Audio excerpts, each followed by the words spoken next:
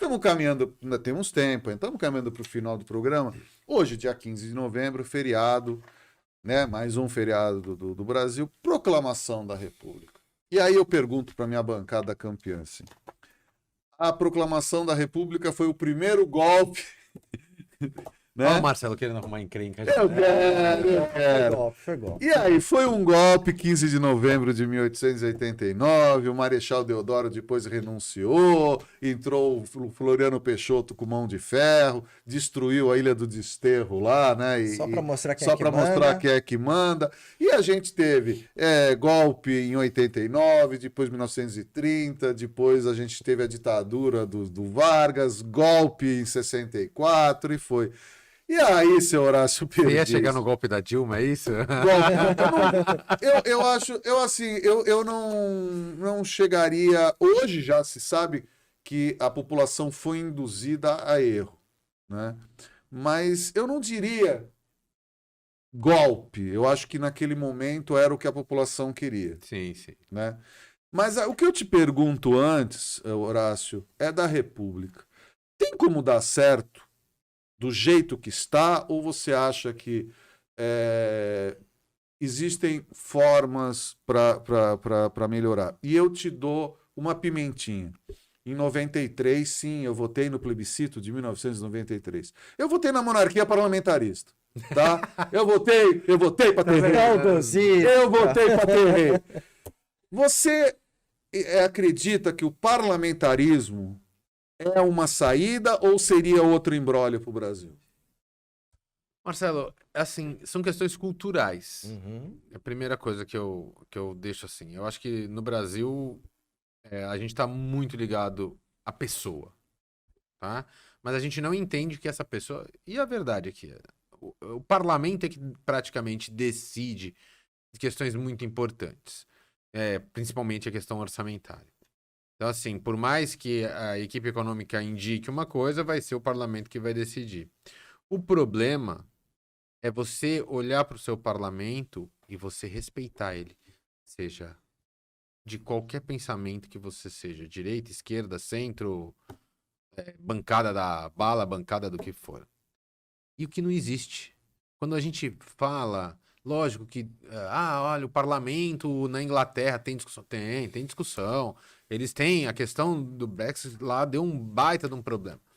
Mas assim, a gente tem 513 deputados. Quantos senadores? Que agora me 81. 81 senadores. Eu acho que é muita gente para resolver muito pouco. Ou quase nada. Então, assim, a nossa questão cultural, também não sou a favor do rei decidir tudo. Eu votei. Eu não sou a favor do rei decidir tudo. Não, mas o rei ia ser figurativo. A gente podia eleger até o Roberto Carlos. Mas Pelé. Mas aonde eu quero chegar, aonde eu quero chegar é que, para mim, enquanto o brasileiro entender que a votação para os cargos de deputado, vereadores, elas são mais importantes do que para a pessoa, prefeito, governador e presidente, nós vamos parar de votar em santos, em pessoas que aparecem de programas de televisão. Não estou dizendo que eles não têm condições. E também não estou dizendo para votar sempre no mesmo. Mas procurem entender o que esta pessoa quer lá. Qual é o preparo dela? É só a vontade de ser deputado? É só a vontade de depois bater no peito? Eu posso, sabe com quem você está falando? É isso que me deixa atordoado. Então, assim... Ou é a gana pelo dinheiro, né? Porque Exato. Ai, mas a importância... Como é que esses caras conseguem dormir sabendo que tem um monte de gente morrendo em fila de hospital? Eles Ou dormem. com fome, Dorme, né? eles dormem. Sim. Eles dormem. Então, assim, é uma questão, e aí é onde que muitos não querem. É a cultura. E é o cinema, é o livro. É isso que vai fazer com que o brasileiro pense. A primeira coisa que quem quer dominar o pensamento faz é destruir os livros. Então, assim, ainda que você concorde com o livro A ou o livro B, é importante você conhecer. Então, assim, as pessoas não têm a oportunidade e não querem. Estava falando da Proclamação da República, hoje a gente não tem aulas que eu entendo ser importantes, que eram o SPB, Educação Moral e Cívica. Isso não é uma... olha, você tava falando que nem o Bolsonaro. Não é isso. Fica entregando a nossa idade, hein? Então, SPB, mas assim, Educação Moral e Cívica. aonde eu quero chegar? Se você chegar para os jovens hoje e perguntar quais são os pontos históricos e turísticos aqui da cidade de Santos, eles vão falar muito poucos, porque eles não conhecem. Eles não sabem que é o Engenho de São Jorge dos Erados, Casa do Azulejo, eles não sabem, muitos não sabem o que é o centro da cidade, o que foi o centro da cidade, a Bolsa Oficial do Café, eles não têm ideia. Há uns poucos anos atrás, talvez sabiam que era ali porque criou-se a cultura dos bares lá no centro, mas assim, saber o que foi aquilo, o que representa... E aí, E não Alessandro? sabem E a nem o que República? foi a Tem República. como dar certo? E esse é o ponto. República das Precisa Bananas. conhecer a história e, assim, entender como é que nós fomos formados culturalmente, né? Ou não, né? Ou não. O Dom Pedro II, Dom Pedro II era uma figura ilustre mais simples. Ele era um cara que não ostentava a realeza, ele andava no meio do povo, ele ia visitar as escolas, assistia a aula com os jovens, Usava dava uma o casaca exemplo, puída. exatamente, aquela figura. E assim, talvez por isso mesmo, né, aquela figura foi se desgastando como liderança. Por quê?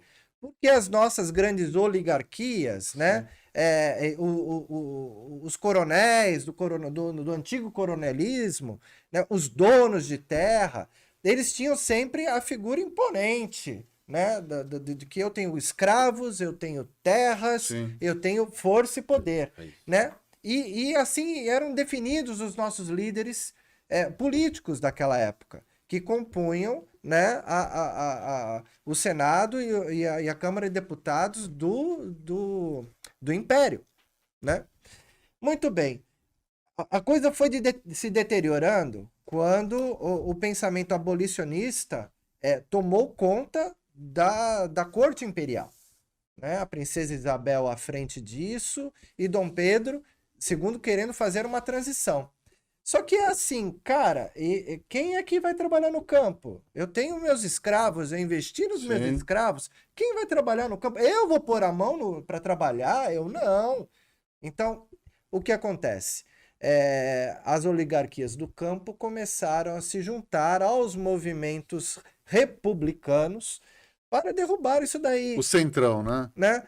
Do tipo, eu vou Centrão. perder, bem assim, eu vou perder dinheiro perdendo meus escravos, mas eu vou me atrelar a estruturas novas de poder para poder recuperar meu investimento. E assim o campo, né? Eram os donos de café aqui de Sim. São Paulo, né? Minas. Trouxeram os estrangeiros falaram, Isso opa, depois, né? opa. Isso quando surgiu a Lei Áurea. Aí tiveram que mudar toda a estrutura do campo. Mas isso durou 2 anos. Da proclamação, né? Da lei Áurea. Da abolição. A Lei Áurea não foi a primeira. Isso. Da abolição da escravatura até a queda, ao golpe de 1889, que depois Dom Pedro II e a sua... Família. a família, né, que era a hereditária, foram 2 anos. 2 anos. Então, assim, essa é a história. E para aí nós vamos na questão cultural. Por que não se criou um parlamento ou um modelo parlamentarista? Por que não? Porque a gente precisa, primeiro, de alguém que mande, né? Antigamente existia o capataz e existia o escravo. Depois virou o feitor da fazenda, né? E hoje a gente precisa ter um patrão para poder mandar a gente trabalhar. O brasileiro é assim. Senão eu não trabalho, eu vou enrolar aqui. Sim. Então a gente sempre precisa da figura de alguém mandando a gente fazer alguma coisa. O brasileiro foi educado assim. Então a gente precisa ou de um salvador da pátria, alguém que quebre isso, ou de alguém que mande e desmande no país. E assim formou-se a nossa república.